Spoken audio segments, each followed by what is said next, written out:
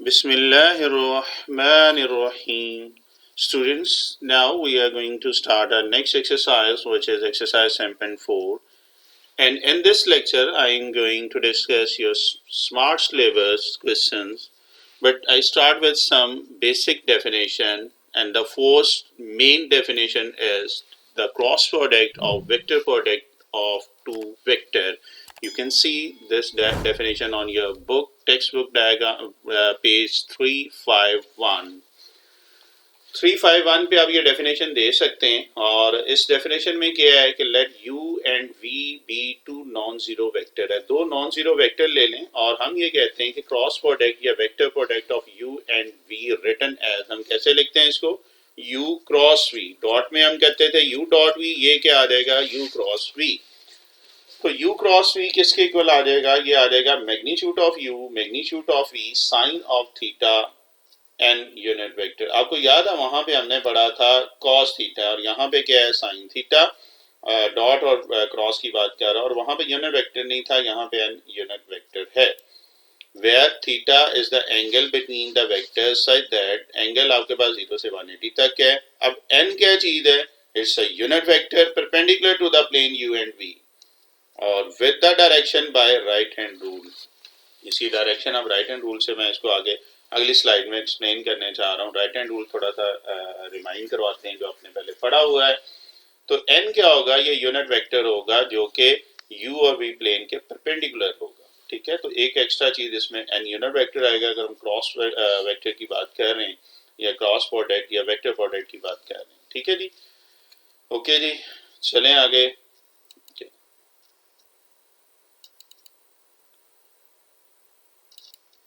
अच्छा जी, right hand rule की बात चल रही थी। तो राइट हैंड रूल क्या है कि if the fingers of the right hand point along the vector u and then curl towards the vector v, then the thumb will give the direction of n which is u cross v। मैं diagram बना रहा हूँ, आपको समझ आ जाएगी। तो ये कह रहा है कि ये फिंगर अगर पॉइंट आउट कर रही है वेक्टर u को, कर्ल जो है ये वेक्टर v को कर रही है, तो जो थंब होगा वो n is a unit vector होगा और वो u क्रॉस v से करेगा। तो ये तीनों राइट हैंड रूल आपके सामने है।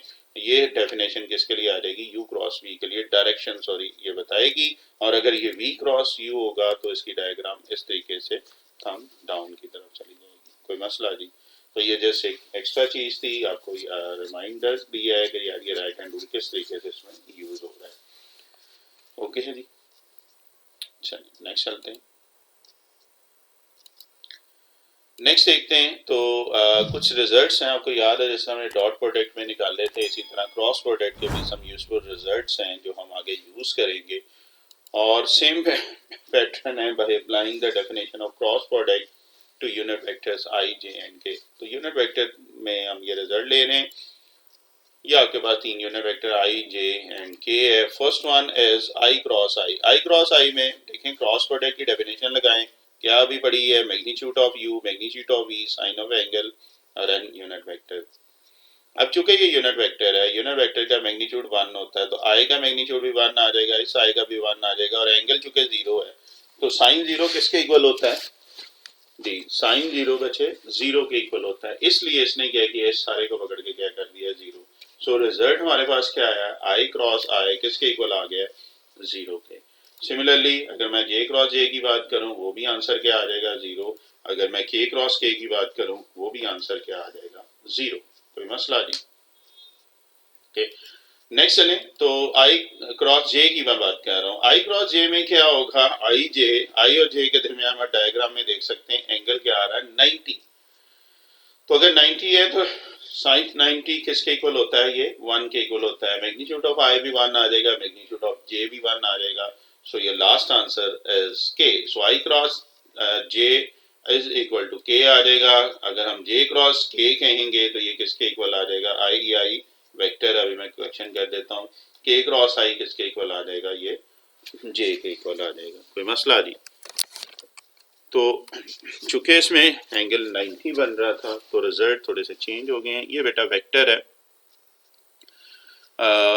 साइन का जरूर ख्याल रखिएगा। मैं आपको ये कह रहा हूँ हमारा 4th चैप्टर और उस चैप्टर का डिफरेंस ही बेटा यही है कि इसमें वेक्टर के साइन आ रहे हैं और वो साइन आपने ज़रूर बनानी है। तो ये एक मिसिंग है, ये अभी मैं इसमें डाल रहा हूँ करेक्शन सॉरी, ये आई वेक्टर, कोई प्रॉब्लम जी, ठीक है जी। तो ये अगर 90 का एंगल आ रहा है तो आपके पास आई क्रॉस जे किसके इक्वल आ जाएगा, ये के इक्वल आ जाएगा। इसी तरह जे क्रॉस आई किसके इक्वल आ जाएगा, आई के इक्वल आ जाएगा। और इसी तरह के क्रॉस आई किसके इक्वल आ जाएगा, जे के इक्वल आ जाएगा। तो सेम के लिए 0 और डिफरेंट के लिए एक पैटर्न है जो कि अगली स्लाइड में मैं उस पैटर्न को आपसे डिस्कस भी करने जा रहा हूँ। ये साइक्लिक पैटर्न की बात कर रहे हैं। तो ये ज़रा करेक्शन थी छोटी सी, जल्दी से हमने कर ली है। आगे चलते हैं जी। एक रिजल्ट आपको याद होगा, ये हमने डॉट प्रोडक्ट में भी किया था। आपको याद होगा डॉट प्रोडक्ट हमने प्रूव कर दिया था कि ये कॉमेटेटर प्रॉपर्टी होल्ड करती है, किसमें, डॉट प्रोडक्ट की अगर हम बात कर रहे हैं। अब हम क्रॉस प्रोडक्ट में चेक करते हैं कि ये प्रॉपर्टी होल्ड करती है या नहीं करती है। अभी यू क्रॉस वी में ले रहा हूँ और डेफिनेशन अभी हमने क्या पढ़ी है, magnitude of U, magnitude of V, sine of theta and unit vector. अगर मैं एंगल डायरेक्शन कर रहा हूँ चेंज, थीटा की जगह क्या कर रहा हूँ, नेगेटिव थीटा ले रहा हूँ, तो ये यू वी को उसने क्या लिख दिया है, वी यू कर दी है। और जैसे वी यू की है तो इसका मतलब क्या हुआ, अब ये डेफिनेशन किस चीज की बन गई है, वी क्रॉस यू की राइट साइड पे। लेफ्ट साइड से हमने शुरू किया था यू क्रॉस वी और राइट साइड पे बेटा क्या बन गया, वेक्टर वी क्रॉस यू। इसका मतलब है कि यहाँ पे प्रॉपर्टी होल्ड जिस तरह डॉट प्रोडक्ट में थी वो नहीं है, कि अगर आप इसको इंटरचेंज कर रहे हैं तो बाहर कौन सा आ जाएगा, नेगेटिव साइन आ जाएगा। ये भी बहुत इंपॉर्टेंट रिजल्ट है, इसको भी काइंडली ध्यान में रखिएगा, कोई मसला नहीं। लास्ट जो इसमें इसने डिस्कस किया है कि अगर u क्रॉस u को मल्टीप्लाई करते हैं सेम, तो जिस तरह हमने ये i क्रॉस i की बात कर रहा है, एक्चुअली ये उसी के है, ये कंपोनेंट था, ये पूरे वेक्टर की बात कर रहा है। उसी तरह magnitude of u sine zero, sine zero zero है तो इसने सारे को पकड़ के क्या कर दिया है, जीरो कर दिया। तो ये कुछ रिजल्ट्स थे जो हमें आगे काफी हेल्पफुल होंगे। अब ये जो हमने आई क्रॉस जे निकाला है इज इक्वल टू के, इसके लिए एक पैटर्न है जो आपके बुक के पेज नंबर 352 पे आप देखें आपको मिल जाएंगे। Cross product of I J K are written in the cyclic pattern, जो भी मैं बात कर रहा था। और साइक्लिक पैटर्न आपके सामने ये आपके आ रहा है, the given figure helpful to remembering this vector.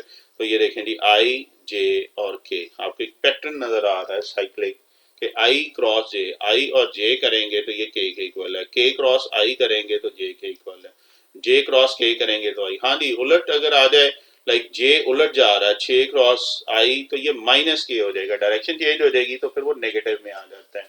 ठीक है जी, तो इस चीज का भी आपने ख्याल रखना है।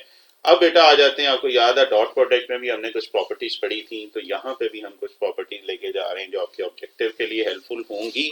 पहली प्रॉपर्टी जो उसमें यूज कर रहा है वो भी हमने जो पढ़ी है कि यू क्रॉस वी, लेकिन यू क्रॉस वी अगर जीरो आ जाए देन ये कब पॉसिबल है, either u is equal to zero vector होगा या फिर क्या होगा, v is equal to zero vector. ठीक है, ये दोनों में से एक कंडीशन होगी अगर u cross v is equal to zero vector है। ये वेक्टर का साइन नजर आ रहा, खाली जीरो मत लिखिएगा। आगे चलते हैं जी। अभी हमने ये प्रूव किया है कि u क्रॉस v किसके इक्वल होता है, इसमें नेगेटिव v क्रॉस u के इक्वल होता है। थर्ड प्रॉपर्टी डिस्ट्रीब्यूटिव प्रॉपर्टी है, और डिस्ट्रीब्यूटिव क्या होता है, लेफ्ट साइड से हम इसको क्रॉस मल्टीप्लाई कर रहे हैं तो u क्रॉस v और क्या आ जाएगा, u cross w। Fourth property अगर आप देखें तो किसी कांस्टेंट से स्केलर से हम मल्टीप्लाई कर रहे हैं, k इज अ स्केलर, तो जस्ट इसमें k स्केलर से मल्टीप्लाई किया है तो आपके पास ये आ गया है। और लास्ट है जी कि अगर आप u क्रॉस u करते हैं तो ये भी हमने प्रॉपर्टी की थी, ये किसके इक्वल है, जीरो वेक्टर के इक्वल है। तो ये जस्ट रिमाइंडर भी हो गया है, ये आपको प्रॉपर्टीज आ सकती हैं ऑब्जेक्टिव में, शॉर्ट क्वेश्चन पूछ सकता है, इसलिए इस पे जरा फोकस कीजिएगा। नेक्स्ट आपको याद है जिस तरह हमने u डॉट v निकालने का एनालिटिकल वे कंपैरिजन किया था, यहाँ पे भी एनालिटिकल एक्सप्रेशन हम निकाल रहे हैं और यहाँ इसको डिटरमिनेंट फार्मूला भी बोलते हैं, पेज नंबर 352 है। इसको कैसे निकालते हैं सिर्फ ये बताना है, बाद में आप डायरेक्टली इसको याद रखिएगा। हम ले रहे हैं जी एक वेक्टर u ले रहे हैं हैविंग कंपोनेंट i j के, a1i b1j and c1k, and u2 v is a vector a2i b2j and c2k। we want to cross multiply और क्रॉस मल्टीप्लिकेशन चाह रहे हैं तो u क्रॉस v हम क्या करते हैं, u को v से मल्टीप्लाई करते हैं। अच्छा, रूटीन की वही मल्टीप्लिकेशन के फर्स्ट एलिमेंट लेंगे, इन सब तीनों से मल्टीप्लाई करेंगे, सेकंड टर्म लेंगे, इन तीनों से के लेंगे, इन तीनों से करेंगे। तो ये मैं कह रहा हूँ कि फर्स्ट को किया इन तीनों से हो गया है, फिर सेकंड एलिमेंट B1 J को हमने क्या किया है, तीनों से, मैंने अगली रो में लिख रहा हूँ। इसी तरह C1 K को इन तीनों से किया है। तो बेटा ये वही रूटीन की मल्टीप्लिकेशन। अगेन मैं बार बार डॉट प्रोडक्ट इसलिए कह रहा हूँ कि वहाँ पे ये चीज़ें हम कर चुके हैं, बट वहाँ पे हमने डॉट में की थी, ये अब डिफरेंस आ गया है क्रॉस में। अच्छा जी, यहाँ पे अभी रिजल्ट हमने कुछ प्रूव किए थे कि आई क्रॉस आई किसके इक्वल है, आई क्रॉस आई जो है ये 0 के इक्वल है, जे क्रॉस जे 0 है, के क्रॉस के 0 है, और आई क्रॉस जे किसके इक्वल है, ये के या माइनस जे क्रॉस आई। तो बाकी सारे तो 0 हो जाएंगे, और बाकी जो आपके पास बच रहा है वो ये देखें, ये आई कंपोनेंट, जे कंपोनेंट और के कंपोनेंट आपके पास बच रहा है। ये सारी चीजें अगेन मैं आपको कह रहा हूँ, लिखने की तो जरूरत, करने की भी जरूरत नहीं है, ये आपकी बुक वाले ने किया हुआ है। आपने जस्ट क्या करना है, इसको सिंप्लीफाई करके ये चीज लिख ली है, यानी कि ये भी 0 हो जाएगा, आई क्रॉस आई, ये जे क्रॉस जे, ये भी 0 हो जाएगा। अब ये आई क्रॉस जे की जगह उसने क्या पुट किया है, आई क्रॉस जे की जगह के पुट कर रहा है, फिर आई क्रॉस के, वो साइक्लिक पैटर्न को बेटा करेंगे तो आपके पास ये चीज है। एक आध स्टेप जरा मैं डायरेक्ट कर गया हूँ, होपफुली अगर आप तफसीली देखना चाहें तो 352 को देख सकते हैं। चूंकि ये क्वेश्चन में ये नहीं आता डायरेक्टली, सिर्फ एक्सप्रेशन निकालने के लिए बता रहा हूँ, तो ये बेटा आ जाएगा इसके इक्वल। या यहाँ पे एक बड़ी इंटरेस्टिंग चीज बता रहा है, आपने 3 क्रॉस 3 का डिटरमिनेंट पढ़ा हुआ है, अगर आप इसको ऐसे भी लिख लेंगे तो ये यही बात है, आई जे के यू के कंपोनेंट क्या है जी, आई coefficient A1 B1 and C1, और V के क्या आ जाएगा A2 B2। इसको भी आप ओपन करके देखेंगे, आंसर क्या आ जाएगा, सेम आ जाएगा। सो आप इतना लंबा याद करने की बजाय आप जब भी क्रॉस प्रोडक्ट निकालना, आप ये सिर्फ क्या करें, डिटर्मिनेंट कर लें, right hand side of equation और सेम होगी कह रहा है जो ऊपर आपने की हुई है। इसको वैसे क्या बोलते हैं, अगली स्लाइड में मैं ये बता रहा हूँ, इसको डिटरमिनेंट फार्मूला भी बोलते हैं। तो हम चूंकि पेपर में ये क्वेश्चन में इतना थारोली नहीं लेके चलते हैं, तो इसलिए आप सिर्फ डिटरमिनेंट फार्मूला इसका याद कर लें for cross product U cross V के लिए। और यहाँ पे बड़ी इंटरेस्टिंग उसने एक बात बताई हुई है कि एक्सप्रेशन जो है ये इक्वेशन 2 की, ये कह रहा है इज नॉट एक्चुअल डिटरमिनेंट। क्यों नहीं है, because since its entries are not all scalar, ये स्केलर नहीं है, इसमें आई जे के कंपोनेंट है। It is simply way to remember the complicated expression of right hand side. तो वो सिर्फ इसको याद रखने का एक वे बताया है, क्योंकि इसमें स्केलर नहीं है, सो एग्जैक्ट तो नहीं आप कह सकते, बट इसको याद रखने का बड़ा सिंपल वे है कि आप u क्रॉस v को डिटरमिनेंट फॉर्मूले से याद रख सकते हैं। तो वो ज्यादा कॉम्प्लिकेटेड के बजाय ये सिंपल वाली फॉर्म आपने करनी है। कोई मसला नहीं। चलें जी आगे, एक बड़ी फिर फेमस डेफिनेशन है जो अक्सर पेपर में आती है, parallel vector. You can see on your book page 353। Parallel vector क्या होंगे, if u and v are parallel vector, कब होंगे, जब थीटा इज इक्वल टू 0 होगा। अगर एंगल 0 है तो साइन 0 किसके इक्वल आ जाएगा, वो 0 के इक्वल आ जाएगा। मीन u क्रॉस v की डेफिनेशन क्या पड़ी थी, u v sine theta n, theta की जगह यहाँ पे क्या आप रखेंगे 0, तो ये सारे को क्या कर देगा 0। So u cross v is equal to क्या आ जाएगा, 0 वेक्टर आ गया। एंड इसमें कंडीशन वो बता रहा है कि ये अगर u क्रॉस v 0 है तो इसका मतलब है या तो साइन थीटा 0 हो जाएगा, तीन कंडीशन आ रही हैं, यानी कि एंगल वो सारा 0 हो गया है कि इसमें या फिर इसका मतलब यानी कि थीटा आपके पास 0 डिग्री, साइन थीटा 0 का मतलब है theta is equal to 0 degree है। यहाँ इसका वो कह रहा है कि मैग्नीट्यूड u 0 आ रहा है, या फिर वो क्या कह रहा है, ये v, ये मैग्नीट्यूड भी है और डायरेक्टली भी आप इसको लिख सकते हैं।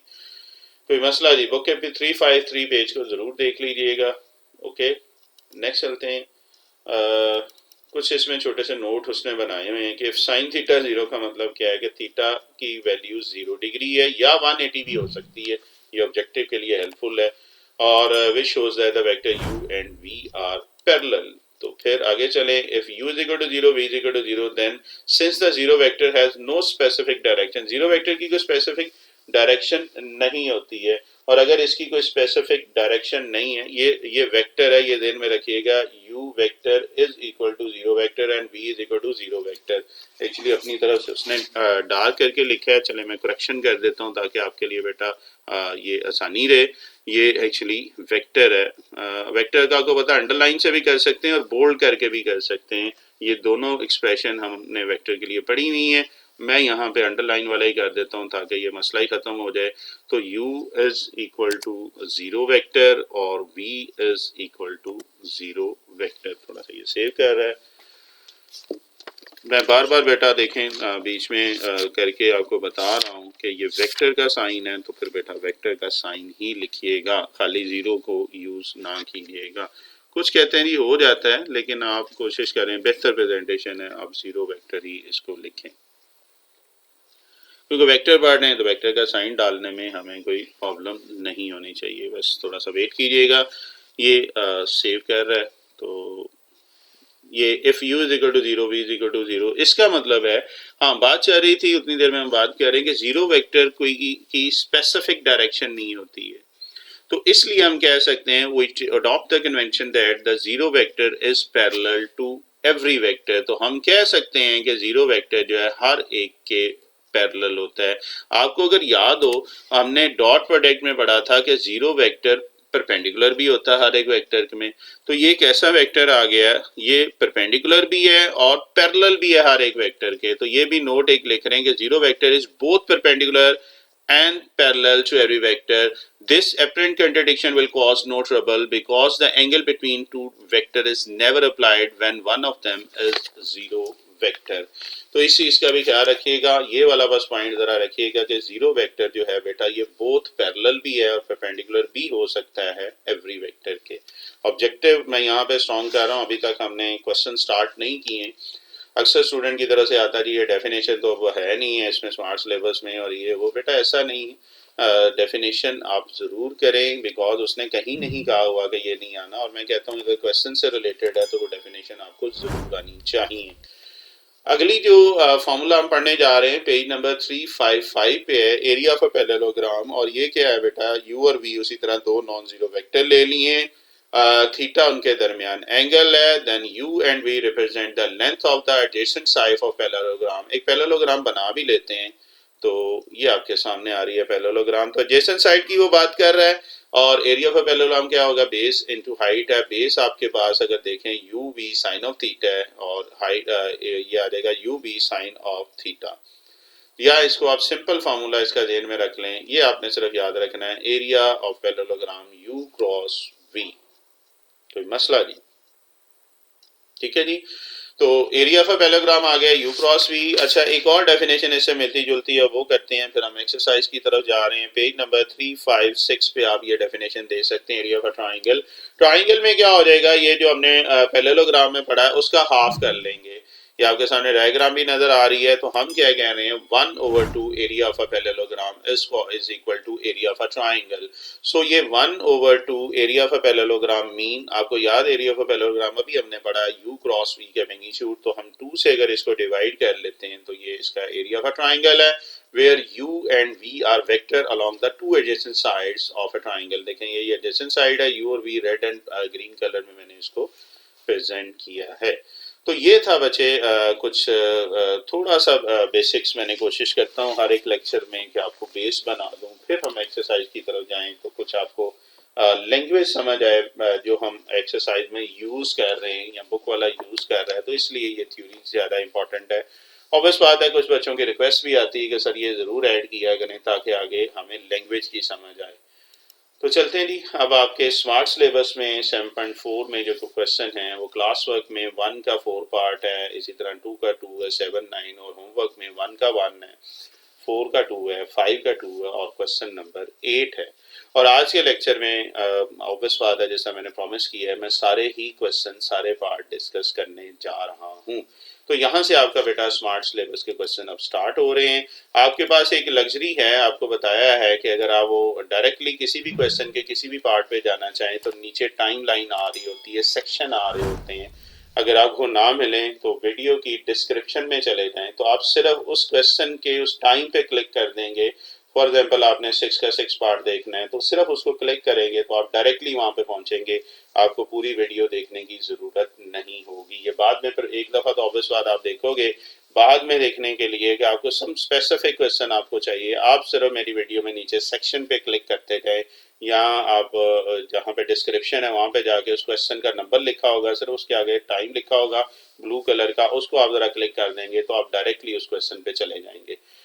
अच्छा जी, पहला आप क्वेश्चन देख रहे हैं, compute the cross product A cross B and B cross A. दोनों हमने क्रॉस प्रोडक्ट फाइंड करने हैं, ए क्रॉस बी और बी क्रॉस ए, और फिर करना है, कहता है check your answer that showing that A and B is perpendicular to both A cross B and B cross A. थोड़ा सा इसमें लेंथी क्वेश्चन कर दिया, इजी है। सबसे पहले हम क्या कहते हैं जी, ए क्रॉस बी निकालते हैं। अच्छा, ए जो गिवन है फर्स्ट पार्ट में 2i plus j minus k and b must be equal to i minus j, ये गिवन है, plus k. First we have to find A cross b. So a cross b के लिए ए और B तो आपके पास है। अच्छा, मैं थोड़ा सा इसका डिफरेंट प्रेजेंटेशन दे रहा हूँ। हमें पता है, मैं क्या कह रहा हूँ कि ए जो है आपके पास कोफिशिएंट है, ये मैं इसका नाम लिख दिया, जरा ये थोड़े से डिफरेंट वे में प्रेजेंट कर रहा हूँ। A1 आए, A2 जे, A3 के, और बी को मैं कह रहा हूँ B1 आए, B2 जे एंड B3 के। तो ए क्रॉस बी किसके इक्वल होगा? एक्चुअली मैं ये जनरल फार्मूला आपको लिख के दे रहा हूँ ताकि आप बाद में कोई भी वैल्यू रख सकें। तो ए क्रॉस बी आपके पास क्या आ जाएगा? आई जे के। अब देखो, ये पहला ए है तरतीब में, अब पहला ए है तो ए के कॉफिशिएंट लिख लिए, बी है तो ई बी के जो कंपोनेंट के कॉफिशिएंट है आपने वो लिख लेने। तरतीब समझ आ रही है? फर्स्ट वन ए है तो सेकंड रो ये सारी ए की होगी, थर्ड वन बी है तो थर्ड रो किसकी होगी? बी की। ये एक्स्ट्रा मैं आपको लिख के दे रहा हूँ, पेपर में आप लिख सकते हैं, एक अच्छी प्रेजेंटेशन के लिए आप ये वाली चीज लिखें। बुक वाला ऑब्वियस वाला डायरेक्टली अब कह रहा है ए क्रॉस बी का मतलब आई जे के। अब ए के कंपोनेंट के कोफिशिएंट क्या है? 2 1 एंड -1। मसलन आई का कोफिशिएंट 2 है तो इधर आई का कोफिशिएंट 2 है, जे का कोफिशिएंट 1 है तो इधर जे का कोफिशिएंट 1 है, के का कोफिशिएंट -1 है। इसी तरह बी के कोफिशिएंट कंपोनेंट के कोफिशिएंट क्या आ जाएंगे? आई का इसमें 1 आ रहा है, जे का -1 आ रहा है, और के का 1 आ रहा है। तो जब भी क्रॉस प्रोडक्ट निकालना है, आपको बताया था डिटरमिनेंट फार्मूला को आप यूज कर सकते हैं। अब बेटा 3.3 फर्स्ट ईयर में आपको पता है कि डिटरमिनेंट 3 क्रॉस 3 का कैसे ओपन करते हैं। ना हो तो मेरी वो वाली वीडियो भी देखिएगा जिसमें बड़ी तफसीली मैंने बताया हुआ है।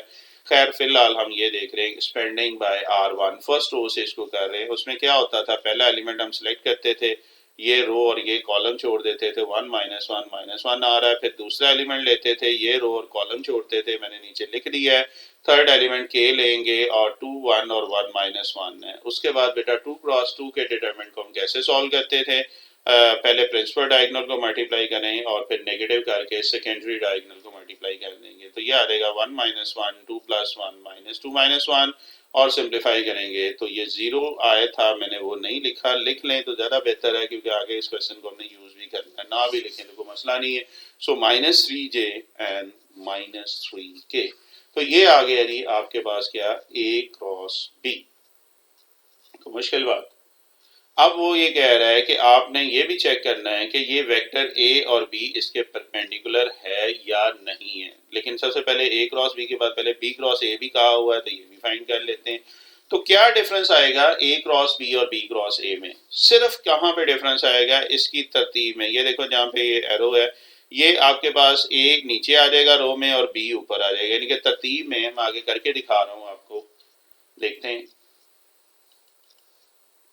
उसी तरह बेटा ए बी सारा वही है, इसमें कोई चेंजिंग नहीं है। सिर्फ यहाँ पे हुआ पहले बी आ गया, because you have to find B cross A, तो बी के कंपोनेंट के कोफिशिएंट पहले आ जाएंगे और ए के बाद में आ जाएंगे। तरतीब समझ आ रही है? बस ये आपने फर्क करना है, बाकी सारा काम वही है, कोफिशिएंट भी वही है, सिर्फ ये रो आपस में क्या होगी है, इंटरचेंज होगी है। तो एक्सपेंडिंग बाय R1, सो इसको सिंप्लीफाई करेंगे तो आपके पास ये आंसर आ रहा है। एक्चुअली आप देखें तो नेगेटिव का फर्क आ रहा है। याद है डिटरमिनेंट की प्रॉपर्टीज भी हमने पढ़ी थी कि when two rows are interchange then answer क्या हो जाता था? नेगेटिव हो जाता था। फर्स्ट ईयर 3.3 को रिमाइंड करें। अच्छा, कुछ की बुक वाले ये भी डायरेक्ट भी लिख देते हैं, लेकिन चूंकि वर्ड उसने लिखा हुआ कंप्यूट, तो आपने कोशिश करना है इसको सॉल्व करके बताना, डायरेक्टली नहीं, नेगेटिव से मल्टीप्लाई करके, चूंकि टू रोज इंटरचेंज हो रही है, आप लिख लें तो बेहतर है कि आप बी क्रॉस ए निकाल के दें। उसने कंप्यूट का कहा, डिडक्ट की बात नहीं उसने की हुई। ओके जी, तो अब ये यहाँ तक हमारा पोर्शन हो गया है। Compute the cross product A cross B and B cross A. Now you have to check your answer that A vector and B vector is perpendicular to both this vector. आपको याद है हमने पीछे exercise में पढ़ा था कि दो वेक्टर आपस में परपेंडिकुलर कब होते हैं? याद है कंडीशन कि अगर दो वेक्टर परपेंडिकुलर कब होंगे? जब उनका डॉट प्रोडक्ट किसके इक्वल होगा? शाबाश, 0 के इक्वल होगा। एक्चुअली वो कह रहा है ये चेक करके बताओ, ये A dot A cross B, A cross B अभी हमने निकालना है। कहता है इसको अगर ए वेक्टर से मल्टीप्लाई डॉट मल्टीप्लाई करके देखें तो डॉट प्रोडक्ट में इसका आंसर क्या ये परपेंडिकुलर हैं या नहीं। तो ए वेक्टर भी गिवन था, ए क्रॉस भी अभी हमने पीछे निकाला है। मैंने इसलिए वहां पे कहा था 0 i लिख लो, एक अच्छी प्रेजेंटेशन हो जाती है, क्योंकि जब डॉट प्रोडक्ट में मल्टीप्लाई करना है तो आई कंपोनेंट को आई के साथ, जे को जे के साथ और के को के साथ, और आई डॉट आई आपको याद है 1 होता है, जे डॉट जे 1 था और के डॉट के 1 है। या दूसरे लफ्जों में आप सिर्फ डायरेक्टली मल्टीप्लाई कर लो, फर्स्ट वन आई को फर्स्ट वन के साथ, सेकंड को सेकंड के साथ और थर्ड को थर्ड के साथ। इसको बेटा सिंप्लीफाई करके देखते हैं क्या आ रहा है, 2 -3 और +3, ऐसे ही है जी। लास्ट आंसर आपके पास क्या आ रहा है, 0। इसका मतलब क्या हुआ कि ये ए और ए क्रॉस भी आपस में क्या आ गए, परपेंडिकुलर आ गए, कोई मसला नहीं। okay. अब ये चीज उसने ये कहा है कि ए भी आपने चेक करना है, इसके परपेंडिकुलर है, और बी भी चेक करना है। तो अब आप क्या करें, जरा बी देखें इसके परपेंडिकुलर आ रहा है कि नहीं आ रहा। अगेन डॉट मल्टीप्लाई करें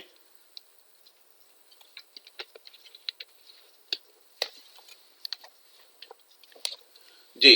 तो i को i के साथ मल्टीप्लाई कर दें, j को j के साथ और k को k के साथ। तो ये देखें 1 into 0 -1 into -3 and 1 into -3, so you have your answer lastly again 0. It means b is also perpendicular to a cross b. कोई प्रॉब्लम। अब ये उसने कहा था कि a डॉट को a क्रॉस से भी करना है और फिर b डॉट को भी a क्रॉस से करना है। तो ये सारा काम अब b के साथ हम ये करेंगे, mean b dot a cross b निकालेंगे, ये sorry a dot b cross a। पहले हमने क्या किया, a क्रॉस b के साथ, अब क्या कर रहा है, सेम काम b क्रॉस a। इसलिए मैंने पैरेलल लिख दिया, समझाने के लिए भी इजी हो जाएगा कि a डॉट को a क्रॉस b के साथ किया था, अब इसी a डॉट को किससे करेंगे, b क्रॉस a, और b क्रॉस a भी अभी हमने पिछली स्लाइड में किया था। उसी तरह बेटा डॉट मल्टीप्लाई करें, आई जे के को मल्टीप्लाई कर रहे हैं। सो आंसर आपके पास, थोड़ा सा मैं जल्दी कर रहा हूँ, होपफुली अब आपके लिए आसान होगा। सो हम कह सकते हैं कि A and B cross A आपस में क्या आ रहे हैं, ये परपेंडिकुलर आ रहे हैं। और लास्टली फिर क्या फाइंड करेंगे, इस बी वेक्टर को आप किसके साथ करेंगे, बी क्रॉस ए के साथ। तो डॉट मल्टीप्लाई कर लें तो आपके पास अगेन देखेंगे तो आंसर क्या आ रहा है, चेक करते हैं जी। ऑब्वियस बात, मैं डायरेक्टली स्पीड से कर रहा हूँ, स्टेप ऑब्वियस बात पूरे कर रहा हूँ। बी और बी क्रॉस ए भी आपस में क्या आ गए हैं, परपेंडिकुलर आ गए हैं। तो इसका मतलब हमारा मसला सॉल्व हुआ। यही चीजें बेटा उसने फाइंड करने के लिए बोला था। तो ये था क्वेश्चन नंबर 1 का, आई थिंक तो फर्स्ट पार्ट था। एक और पार्ट आपका दिया हुआ है, वो भी जल्दी से करते हैं बिकॉज हमने सारे करने हैं। चले प्रैक्टिस भी हो जाएगी और पैटर्न भी दोबारा जरा रिमाइंड करते हैं। सो ए आपके पास this time -4i plus j -2k दिया है, और बी आपके पास क्या दिया हुआ है, 2i प्लस जे प्लस k दिया हुआ है। You have to find A cross B. So just write A is equal to A1i, A2j and A3k, and B is equal to B1i, B2j and B3k. So what will be your determinant formula for A cross B? A cross B is equal to ijk, coefficient of component of ijk, and A और B के coefficient हमने लिख लिए हैं। Just replaces the values of vector A, mean इसमें अगर ए पहले के लिख रहे हैं तो इसके कोफिशिएंट -4, 1 एंड -2 आ रहा है।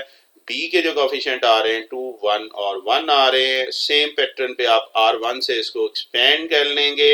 आफ्टर एक्सपेंडिंग प्रिंसिपल डायगोनल को पहले मल्टीप्लाई करो, सेकेंडरी डायगोनल को फिर मल्टीप्लाई करो और इसको सिंप्लीफाई कर लें तो आपके पास क्या आ जाएगा, योर ए क्रॉस बी आ चुका है। कोई प्रॉब्लम। अच्छा, अगर ए क्रॉस बी आया तो फिर आप क्या निकालेंगे, शाबाश सामने देखें, ये बी क्रॉस ए। तो क्या होगा, जस्ट दो रोज को आपस में क्या कर देंगे, इंटरचेंज कर देंगे, शफल कर देंगे। बट अगेन कंप्यूट करना है तो हम पूरा करेंगे क्वेश्चन। अगेन उसी तरह प्रेजेंट कर रहा हूँ, आपके पास बी ये आ गया, ए ये आ गया। तो आप देखें बी के कोफिशिएंट हमने पहले लिख लिए हैं, ए के बाद में लिख लिए हैं, और इसी तरह आप इसको सिंप्लीफाई करते हैं। Mean you have to evaluate this 3 cross 3 determinant. तो 3 क्रॉस 3 डिटरमिनेंट को ओपन करते हैं जी। उसी तरह फर्स्ट एलिमेंट लेंगे, वो रो और कॉलम छोड़ देंगे। सेकंड एलिमेंट लेंगे, R1 से हम इसको कर रहे हैं एक्सपेंड। प्रिंसिपल डायगोनल को मल्टीप्लाई करें माइनस करके सेकेंडरी डायगोनल को। मैं थोड़ा सा जरा स्पीड से कर रहा हूँ, होपफुली अब आपके लिए ये आसान होगा। तो बेटा ये आ जाएगा बी क्रॉस ए किसके इक्वल, ये आ जाएगा। तो ए क्रॉस बी क्रॉस ए हो गया है। अब आपने चेक करना है कि बोथ द वेक्टर मीन ए और बी इन दोनों के परपेंडिकुलर हैं या नहीं है, ऐसे ही है ना। अब हमने क्या करना है, ये चेक करना है कि आइदर दे आर परपेंडिकुलर और नॉट। उसी तरीके से सेम जिस तरह भी हमने पिछला पार्ट किया था उसी पैटर्न को मैं कंटिन्यू कर रहा हूँ. So we first start with a dot a cross b. तो a dot a cross b से मैंने इसको स्टार्ट किया. This is your a vector. This is your a cross b जो भी हमने निकाला है. इसमें j नहीं था तो मैं 0 into j लिख दिया ताकि मल्टीप्लाई करते हुए आपको आसानी हो. तो चेक करते जी ये क्या आ रहा है -12 0 and 12. तो ये भी आ गया 0. It means they are perpendicular. Mean a and a cross b are perpendicular. कोई मसला जी. इसी तरह अब इसी चीज को हम b डॉट से कहते हैं. तो b dot a cross b check करके देखें जी. इन दोनों को डॉट मल्टीप्लाई करें. उसी तरह i का कंपोनेंट i, j को j के साथ और k को k के साथ. तो क्या आ जाएगा ये 6 plus 0 minus 6. Again this is equal to 0, so we can say that b and a cross b are perpendicular. कोई प्रॉब्लम जी. एंड देन सेम पैटर्न आप किसके साथ करेंगे? b क्रॉस a के साथ. तो a वेक्टर को हम b क्रॉस a के साथ डॉट मल्टीप्लाई कर रहे हैं. अगेन a वेक्टर आपके पास है, b क्रॉस a है, जैसे इनको मल्टीप्लाई कीजिएगा. अगेन आप चेक करेंगे आंसर इसका क्या आ रहा है? 0 ही आ रहा है. इट मींस कि a और b क्रॉस a आपस में क्या आ गए हैं? परपेंडिकुलर आ चुके हैं. एंड लास्टली आपने क्या करना है? सेम काम अब बी वेक्टर के साथ करेंगे. बी क्रॉस ए की अगर हम बात कर रहे हैं तो इसी को लेके चलते हैं. तो आप देखें इसका आंसर भी क्या आ रहा है? -6 + 6 विच इज इक्वल टू 0. तो ये था जी फर्स्ट क्वेश्चन. दोनों पार्ट थे. मैंने कोशिश की है बेटा कि इसको थारोली आपको करवा दूं ताकि कोई मसला ना हो. ठीक है जी. तो ये फर्स्ट क्वेश्चन आपका हो गया जो आपके स्मार्ट सिलेबस से रिलेटेड था. अगले क्वेश्चन की तरफ हम चल रहे हैं. क्वेश्चन नंबर 2 का पार्ट 2 है. In this question you have to find a unit vector perpendicular to the plane containing two vectors a and b. Also find sine of the angle between them. एक तो sign of the angle करना है और आपने unit vector इसमें क्या करना है? फाइंड करना है. तो कोई बात नहीं, हम वन बाय वन करके कोशिश करते हैं. ये भी कर लेते हैं. तो चलते हैं जी. दो वेक्टर उसने जो दिए हुए हैं, ए आपके पास -i -j एंड -k है. बी वेक्टर आपके पास क्या दिया हुआ है? 2i -3j + 4k. अब आप क्या करेंगे? पहले अब vector perpendicular to A and B is. देखें वेक्टर पहले तो हम ए क्रॉस बी निकालते हैं. ए क्रॉस बी के क्या होगा? उसी तरह आई जे के ए के कोफिशिएंट के कंपोनेंट -1 -1 -1. बी के क्या आ जाएगा? 2 -3 और 4. इसको वैलिडेट करो जिस तरह भी हमने किया. R1 से इसको एक्सपेंड कर रहे हैं. ये रो और कॉलम छोड़े. इसी तरह सेकंड कंपोनेंट जे ले रहे हैं, रो और कॉलम छोड़े. थर्ड कंपोनेंट के ले रहे हैं, रो और कॉलम छोड़े. तो बेटा प्रिंसिपल डायगोनल को मल्टीप्लाई कर लें. माइनस क्या करेंगे? सेकेंडरी डायगोनल को क्या करेंगे? मल्टीप्लाई करेंगे. So your A cross will be equal to -4 and ये माइनस माइनस प्लस हो जाएगा. एक माइनस फार्मूले का है. -4 माइनस एक फार्मूले का और एक ये -2 ये प्लस हो जाएगा. इसी तरह माइनस इंटू माइनस +3 आ जाएगा और एक माइनस फार्मूले का है तो ये +2 हो जाएगा. और ए क्रॉस बी आपके पास जो सिंप्लीफाई करके आ रहा है वो आ रहा है -7i + 2j एंड +5k. यहां तक बेटा देख लें. कोई कंफ्यूजन है तो आप पूछ सकते हैं. ओके जी. चले जी. ए क्रॉस बी आ गया. हमने अगेन याद रखें यूनिट वेक्टर निकालना है. और यूनिट वेक्टर क्या होता है? उसको उसके मैग्नीट्यूड से डिवाइड करना होता है. तो हम ये जो भी वेक्टर निकाला है ए क्रॉस बी, हम उसका क्या करते हैं? मैग्नीट्यूड निकालते हैं. और मैग्नीट्यूड बेटा याद है आई कंपोनेंट का स्क्वायर, जे कंपोनेंट का स्क्वायर और के का स्क्वायर. मीन -7 का स्क्वायर +2 का स्क्वायर और +5 का स्क्वायर है. इसको बेटा सिंप्लीफाई कर लेंगे तो आपके पास 49 + 4 + 25 और you can say that 78 under root आ रहा है. So finally you can write it at the unit vector perpendicular to the plane containing a and b. क्या होगा? इस वेक्टर को उसके क्या करेंगे? मैग्नीट्यूड से आप क्या करेंगे? डिवाइड कर देंगे. तो वेक्टर आपके पास क्या था? ये ए क्रॉस बी. अभी ये लेफ्ट साइड पे देखें -7i 2j और 5k. ए क्रॉस बी को ये साइड पे करके लिख दिया है. So your last answer is this -7i 2j + 5k over 78 under root. उसमें क्या किया है? उसने अलग-अलग करके लिख दिया. आई कंपोनेंट अलग कर दिया, जे कर दिया और के कंपोनेंट अलग कर दिया. कोई प्रॉब्लम नहीं. ओके.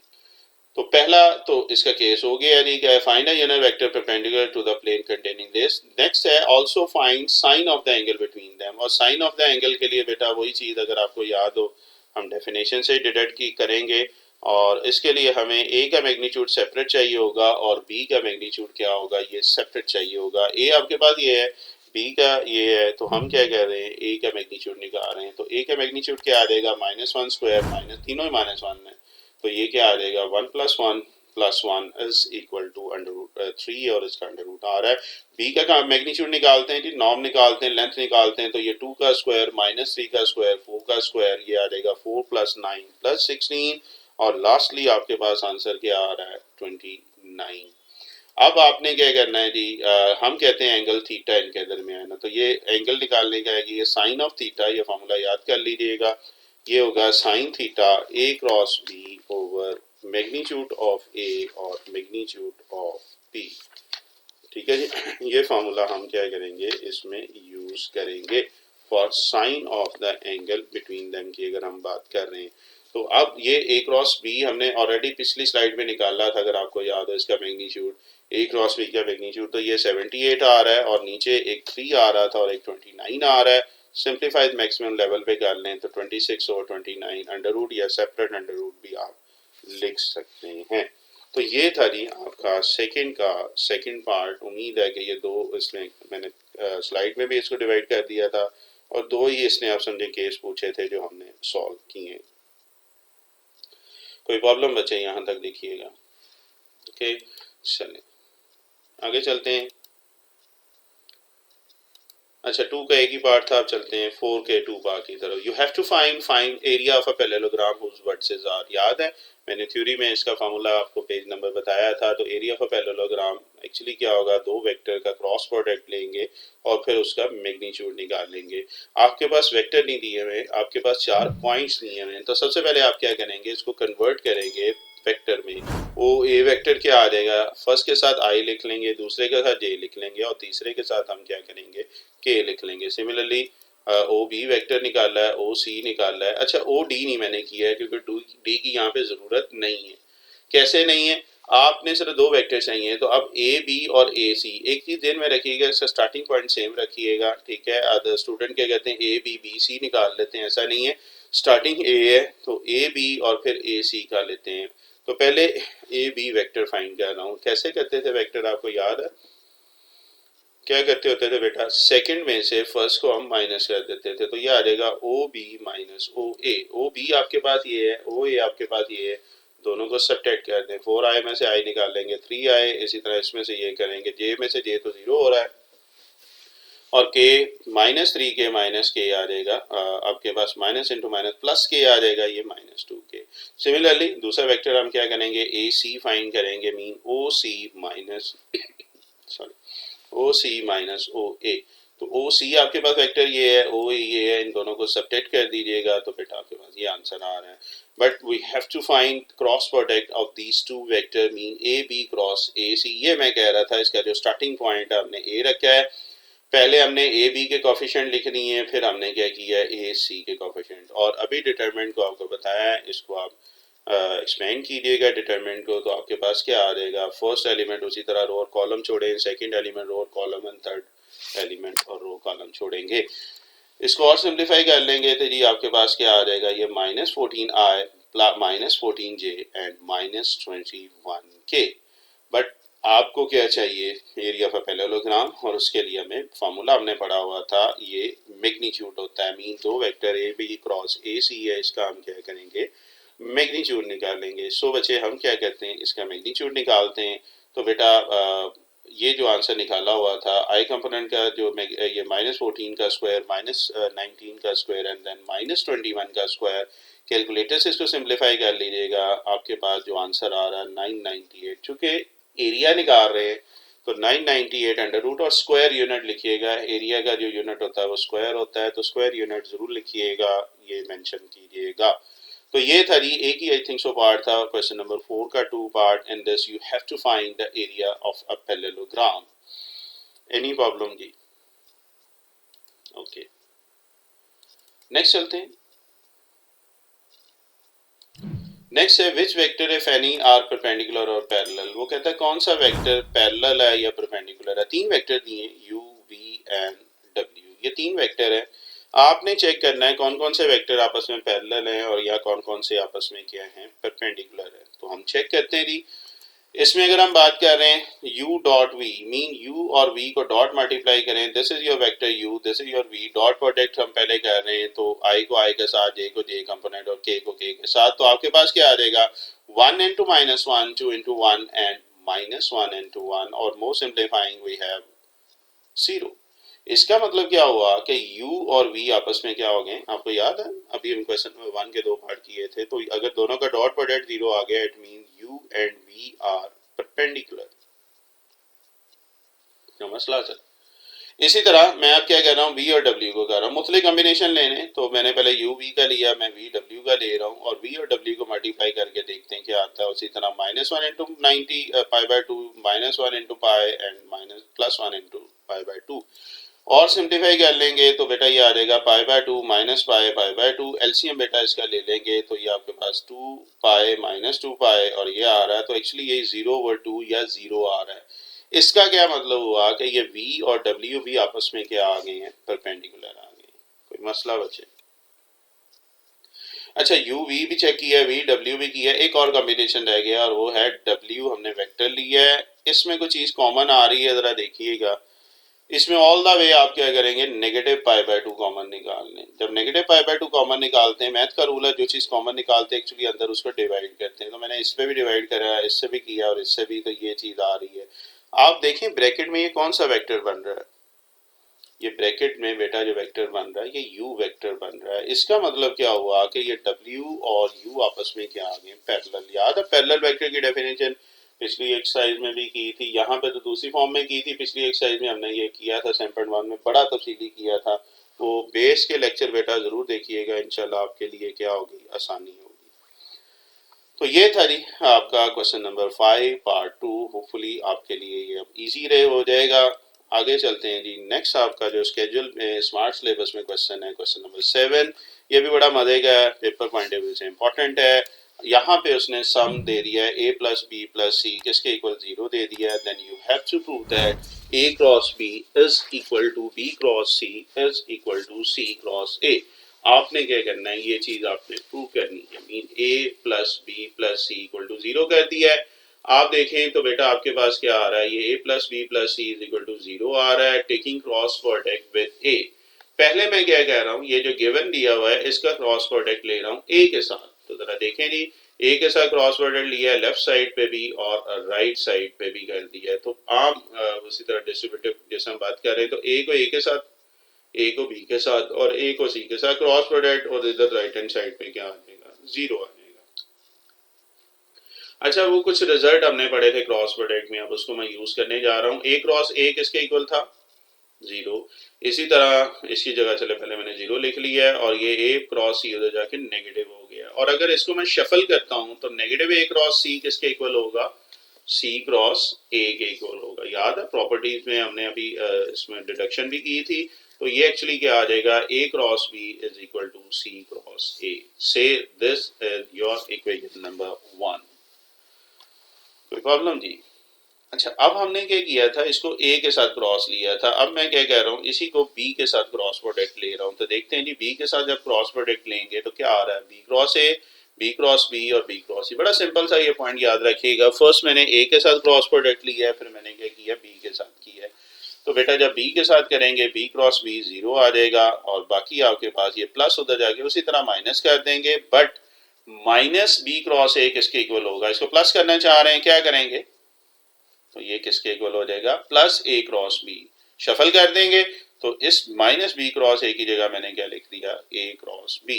सो हमारे पास दो रिजल्ट आए, एक दफा हमने a से जो गिवन थे एक्सप्रेशन उसको a से क्रॉस मल्टीप्लाई किया, फिर हमने क्या किया b से, साइड बाय साइड किया है ताकि आपको समझने में आसानी हो। अब इन दोनों इक्वेशंस को बेटा हम क्या करेंगे, यूज करेंगे। तो देखते हैं जी, तो ये आपके पास a क्रॉस b है, ये हमने फर्स्ट इक्वेशन, जस्ट रिमाइंडर मैं दोबारा लिख रहा हूँ, b क्रॉस c भी निकाला है। अब आप देखें ये भी a क्रॉस b के इक्वल है और ये भी a क्रॉस b के इक्वल है, दोनों आपस में इक्वल भी हो जाएंगे बिकॉज दोनों a क्रॉस b के इक्वल है। तो हम कह सकते हैं कि a cross b cross c and c cross a form equation 1 and 2। तो यही नहीं हमने प्रूव करना था, तो देखें कितना सिंपल सा प्रूव है। ओके जी, नेक्स्ट क्वेश्चन की तरफ चलते हैं। नेक्स्ट क्वेश्चन अगेन इंपॉर्टेंट है, आपको याद होगा डॉट प्रोडक्ट में हमने ये प्रूव किया था, बट वहां पे हमने कॉस के लिए हमने किया था, यहाँ पे अब साइन के लिए आ गया है। Mean sine alpha minus beta किसके इक्वल आ जाएगा, sign alpha cos beta cos alpha sine beta. Same pattern जो हमने वहां पे डॉट प्रोडक्ट के लिए किया था बच्चे, सेम पैटर्न हम यहाँ पे कर रहे हैं। मीन आपके पास क्या आ जाएगा, let O A and O B be two unit vector. हम दो यूनिट वेक्टर ले रहे हैं, कौन कौन से, ओ ए आपके सामने डायग्राम बना रहा हूँ, this is your o a vector, this is your o b vector. A जो है ये वेक्टर कौन सा एंगल बना रहा है, ये एंगल अल्फा बना रहा है विद पॉजिटिव एक्स एक्सेस, और जो बी है वो एंगल क्या बना रहा है, बीटा बना रहा है। यहाँ तक कोई मसला। तो यहाँ पे हमने कहा है ओ ए और बी दो यूनिट वेक्टर है, जो ये दो वेक्टर बना रहे हैं, तो एंगल बी ओ ए, ये बीच वाला एंगल कितना हो जाएगा, ये आ जाएगा अल्फा माइनस बीटा। ये मैं बना रहा हूँ, this angle becomes alpha minus beta. कोई प्रॉब्लम। अच्छा जी, यहाँ पे अब आपके पास दो वेक्टर हैं, कौन कौन से, ओ ए वेक्टर आपको याद हो मैंने वहां पे बताया था, आई कंपोनेंट के साथ हम कॉज लिखते हैं और जे कंपोनेंट के साथ हम क्या करते हैं, साइन लिखते हैं। सो बच्चे ये क्या आ जाएगा, कॉज अल्फा आई साइन अल्फा जे। अल्फा इसलिए लिखा है कि ए के साथ वेक्टर ए के साथ एंगल अल्फा बन रहा है। तो मुझे बताएंगे ओ बी किसके इक्वल होगा, फिर सेम पैटर्न को हम फॉलो कर रहे हैं तो शाबाश, ओ बी होगा जबरदस्त कॉस बीटा आई प्लस साइन बीटा जे। तो ये दो वेक्टर हमने क्या किए थे, सपोज किए, और दोनों यूनिट वेक्टर हैं, ये चीज ध्यान में रखिएगा। इनका हम लेते हैं क्रॉस प्रोडक्ट, तो ओ बी क्रॉस ओ ए डायरेक्शन, ये सिमेट्री याद रखिएगा, ओ बी पहले लिया है, ओ ए बाद में लिया है, और दोनों को हम क्या कर रहे हैं जी, क्रॉस मल्टीप्लाई कर रहे हैं। लेफ्ट साइड पे तो हमारे पास फॉर्मूला बन जाएगा ओ बी का मैग्नीट्यूड ओ ए का magnitude sine of the angle between them, और ये राइट साइड पे डिटरमिनेंट फार्मूला हमने लगा दिया, आई जे के इसके कोफिशिएंट लिखनी है, और अल्फा के कोफिशिएंट ये ओ ए के कोफिशिएंट लिखनी है। कोई मसला जी, डिटरमिनेंट फार्मूला यूज कर रहे हैं, लेफ्ट साइड पे डेफिनेशन है, राइट साइड पे डिटरमिनेंट फार्मूला, कोई मसला जी। चलें, इसी को ही मैं आगे लेके चल रहा हूँ, और ये आपके पास यहाँ तक यही था। अब हम आगे लेके चलते हैं, तो इसको R1 से राइट साइड को एक्सपेंड करेंगे। लेफ्ट साइड में तो ये दोनों वन आ जाएंगे, बिकॉज ये यूनिट वेक्टर था, और यूनिट वेक्टर का बच्चे मैग्नीट्यूड किसके इक्वल होता है, ये 1 के इक्वल होता है। सो ओ बी भी 1 आ जाएगा, ओ ए भी 1 आ जाएगा, और बाकी क्या बचा है, साइन अल्फा माइनस बी। अच्छा, इसको R1 से करें, उसी तरह फर्स्ट रो को फर्स्ट एलिमेंट लेंगे, रो और कॉलम छोड़ दें, तो ये आ रहा है सेकंड एलिमेंट रो और कॉलम, देन थर्ड एलिमेंट लेंगे, रो और कॉलम छोड़ेंगे। यहाँ पे आप देखें आई और जे जीरो हो रहा है, लेकिन के आपके पास सिंप्लीफाई करना पड़ेगा जी बिल्कुल, R1 इसको C3 से भी कर सकते हो और इजी हो जाएगा, आपकी मर्जी है, आपको टोटल डिफरेंट 9 तरीकों से आप कर सकते हैं। R1 R2 R3 6 तरीकों से, C1 C2 C3 किसी भी तरीके से एक्सपेंड करेंगे, आंसर सेम आएगा। सो बेटा इसमें आई वाला भी जीरो हो जाएगा, क्योंकि इसका डिटरमिनेंट जब मल्टीप्लाई करेंगे जे वाला भी जीरो हो जाएगा, सिर्फ के वाला रह गया है, which is sine alpha cos beta cos alpha and sign beta. दोनों तरफ ये के कंपोनेंट है, इसको कंपेयर कर लेंगे, तो आपके पास क्या आ रहा है, sine alpha minus beta is equal to sine alpha cos beta minus cos alpha sine beta. तो ये था जी, इंपॉर्टेंट क्वेश्चन है, आपके चूंकि स्मार्ट सिलेबस में ऐड है, तो उम्मीद है कि ये पेपर पॉइंट ऑफ व्यू से और इम्पोर्टेंट हो गया है। लास्ट क्वेश्चन चलते हैं आपके स्मार्ट सिलेबस की तरफ, और वो आपके पास क्या आ रहा है, if a cross b is equal to 0, a dot B is equal to 0, what conclusion can be drawn about a vector और बी वेक्टर। ये दोनों चीजें हमने अभी पढ़ी थी। A cross b is equal to 0 का मतलब क्या है, आइदर ए और बी क्या होंगे, पैरेलल होंगे, या इसमें हो सकता है कि वेक्टर ए 0 आ जाए, या वेक्टर क्या था, बी 0 आ जाए। याद है, तो ए क्रॉस बी अगर 0 है तो इसका मतलब दोनों वेक्टर या पैरेलल है, या एक वेक्टर ए 0 या बी 0। और अगर A dot B is equal to 0 हो जाए तो दोनों वेक्टर क्या होंगे, शाबाश बताइएगा, किसी एक्सरसाइज में किया था, आज भी डिस्कस हुआ है। हाँ जी, अगर ये दोनों जीरो हैं तो ये दोनों क्या होंगे, परपेंडिकुलर। आइदर ये परपेंडिकुलर होंगे, या फिर वही कंडीशन, या ए 0 होगा या फिर क्या होगा, बी 0 होगा। तो दोनों तो पहले हमने इसको एक्सप्लेन कर दिया है। अब जरा और इसको एक्सप्लेन करते हैं कि what conclusion can be drawn about a और बी। ए और बी के मतलब आप क्या कंक्लूजन कर रहे हैं, मैं कंक्लूजन लिख रहा हूँ, thus we conclude that either A is equal to 0 और बी इज इक्वल टू 0, या तो ए 0 हो सकता है या हो सकता है B 0, because both A and B can not be perpendicular and parallel at the same time. दोनों एक टाइम पे नहीं ना हो सकते हैं, तो इसलिए वो कह रहा है कि सिंपल से कंक्लूजन निकाल रहा है, कि आप किसी एक वेक्टर को 0 रख लें, ए या बी को। तो ये एक्सप्लेन कर रहा था, प्रेजेंट कर रहा हूँ, तो उम्मीद है कि ये अब आपके लिए इजी होगा। अच्छा बच्चे, ये था आज आपका स्मार्ट सिलेबस M.4 से रिलेटेड।